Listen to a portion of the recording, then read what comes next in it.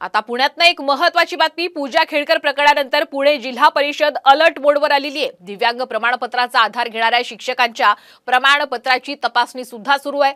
जिल्ह्यामध्ये 350हून अधिक दिव्यांग प्रमाणपत्राचा लाभ घेणारे शिक्षक आहेत.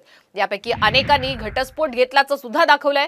मात्र प्रत्यक्षात शिक्षक पती पत्नी हे एकत्रच राहत असल्याचं समोर आलंय. त्यामुळे दिव्यांग प्रमाणपत्रासह घटस्फोट प्रमाणपत्राची सुद्धा आता तपासणी होणार आहे.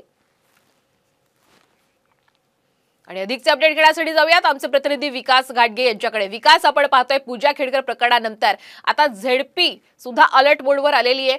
अपंग दिव्यांग प्रमाणपत्राची सुद्धा तपासणी केली जाणार आहे. हे संपूर्ण काय प्रकरण, रोहिदास काय सांगणार आपण?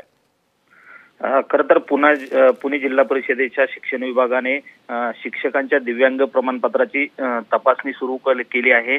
या शिक्षकांनी बदली असेल, व्यवसाय करातली सूट असेल, वाहन भत्ता मिळण्यासाठी असेल, करातल्या विविध सवलती असतील आणि इतर लाभ असतील, या लाभांसाठी प्रमाणपत्र काढलेले आहेत. ही प्रमाणपत्र ससून रुग्णालय आणि स्थानिक जिल्हा उपरुग्णालयातून मिळवण्यात आलेली आहे.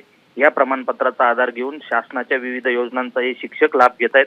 मात्र ही प्रमाणपत्र काही प्रमाणात खोटी असल्याचंही अनेक वेळा समोर आलं होतं. मात्र प्रत्यक्षात कारवाई झाली नव्हती. मात्र पूजा खेडकर प्रकरणानंतर आता पुन्हा एकदा जिल्हा परिषद ही अलर्ट मोडवरती आलेली आहे. यामध्ये प्रत्येक शिक्षकाची प्रमाणपत्र तपासली जाणार आहे.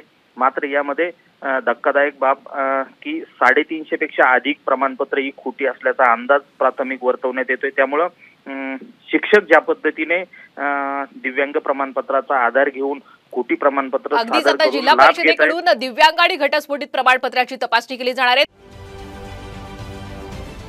महाराष्ट्रातील सर्व बातम्यांचे विश्वासार्ह व्यासपीठ, सकाळच्या सर्व सोशल मीडिया प्लॅटफॉर्मला लाईक, फॉलो आणि सबस्क्राईब करा. तसंच सर्व नोटिफिकेशनसाठी बेल आयकॉन प्रेस करायला विसरू नका.